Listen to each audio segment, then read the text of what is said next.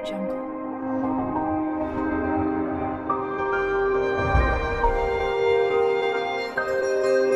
Audio Jungle.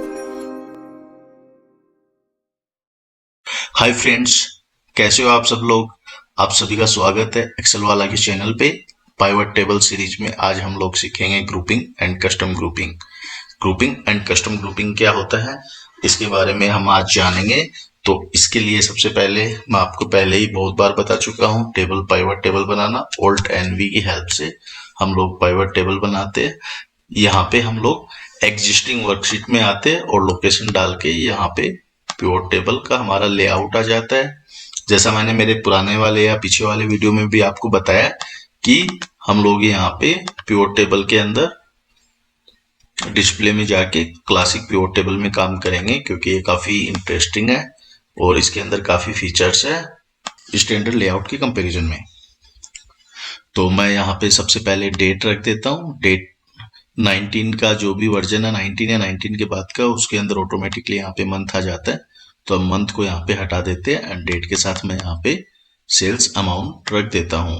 तो इसमें अब हमको पता चल गया है कि हम लोगों का कौन कौन सी डेट को कितना कितना सेल्स हुआ है।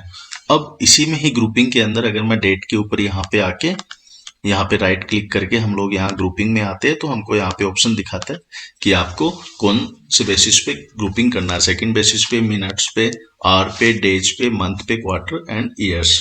तो हम सबसे पहले यहाँ पे मंथ वाइज देखते हैं, क्योंकि डे वाइज तो अपना डेटा पहले से ही है।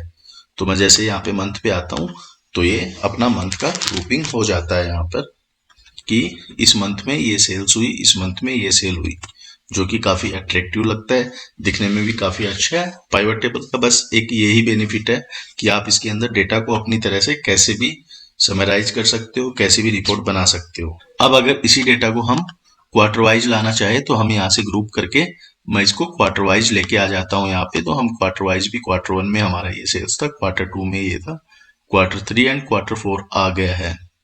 इसी डेटा को हमें क्वार्टर के साथ अगर हमको मंथ भी लेना है कि कौन से क्वार्टर में कौन से मंथ में कितना सेल्स हुआ, तो हम यहाँ से इजीली ले सकते हैं कि हमारा क्वार्टर वन के अंदर जैन फेब मार्च में ये सेल्स था, क्वार्टर टू में अप्रैल मई जून में ये सेल्स था एंड क्वार्टर थ्री में ये सेल्स था, क्वार्टर फोर में हमारा ये सेल्स था।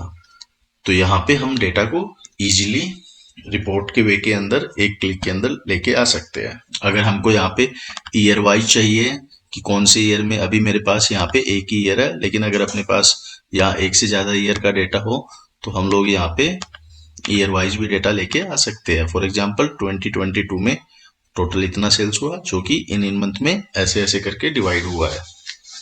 तो ये बिल्कुल आसान है grouping and ungrouping pivot table में। इसी को हमें वापस से अनग्रुप करना हो तो हम यहाँ से कर लेते हैं कि हमारा डेटा पहले वाले डेटा की तरह एकदम से आ जाएगा।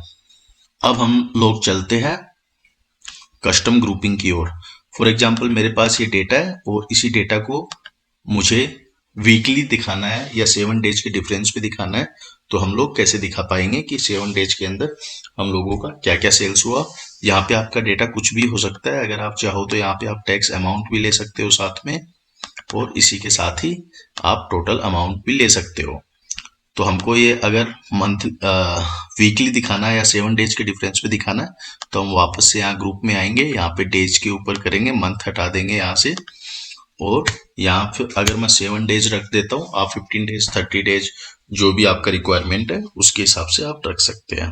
तो जैसे मैं 7 डेज रखता हूँ तो ये हमारा डेटा यहाँ पे 7 डेज के डिफरेंस में आ गया कि इन 7 डेज में इतना अमाउंट का सेल्स हुआ, उस पर इतना टैक्स बना एंड टोटल अमाउंट ये है। तो हम प्योर टेबल में इजीली यहाँ पे ग्रुपिंग जैसे चाहे वैसे कर सकते हैं। अब आते हैं कुछ और कस्टम ग्रुपिंग की ओर। तो उसके लिए मैं एक नया पिवट टेबल बना लेता हूँ, डेटा सिलेक्ट करता हूँ, ओल्ट एनवी किया हमने यहाँ पे, यहाँ एग्जिस्टिंग वर्कशीट लिया और मैं इसी के साथ ही यहाँ पे नई जगह पे एक और पिवट टेबल बना लेता हूँ। तो अब मैंने सेल्समैन वाइज डेटा लिया है एंड सेल्समैन का कितना सेल्स हुआ है टोटल, वो हम लोग यहाँ पे ले लेते हैं। तो मैंने यहाँ पे सेल्समैन का टोटल सेल्स ले लिया है।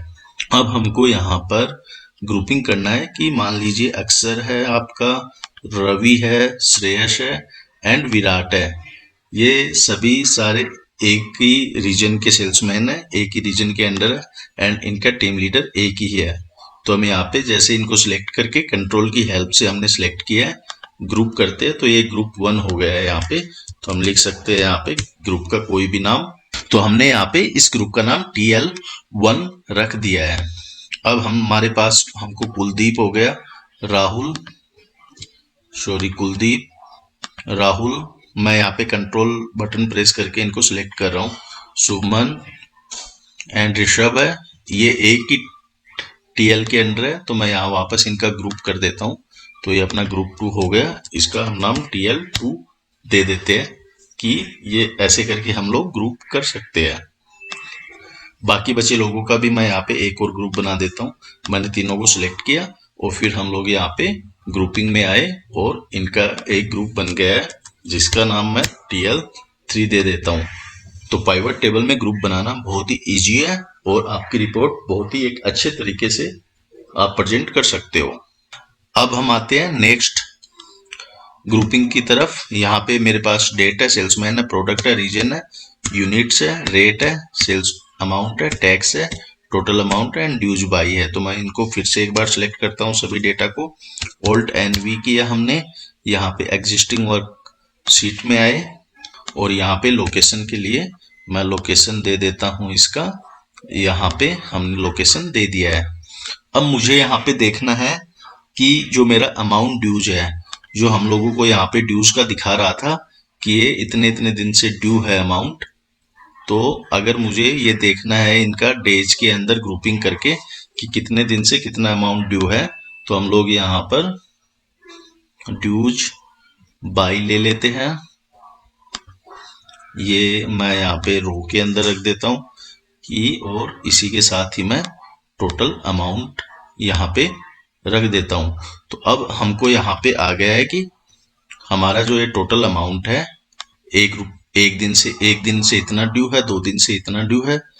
इसी डेटा को मुझे अगर ग्रुप करना हो यहाँ पे, तो हम ग्रुपिंग में जाते हैं एंड मुझे जो डिफरेंस लेना हो यहाँ पे, फॉर एग्जांपल मुझे 10 डेज के डिफरेंस पे देखना है कि मेरा कितना कितना पैसा यहाँ पे ड्यूज है। तो हम यहाँ पे इजीली देख सकते हैं कि 1 to 10 इतना है, 11 to 20 हमारा इतना रुपया यहाँ पे ड्यू है। तो उम्मीद है आपको ये वीडियो पसंद आया होगा, आपके लिए काफी इंफॉर्मेटिव रहा होगा, आपने कुछ नया सीखा होगा। तो मिलते हैं आपको पाइवट टेबल सीरीज के नेक्स्ट वीडियो में, तब तक के लिए बाय।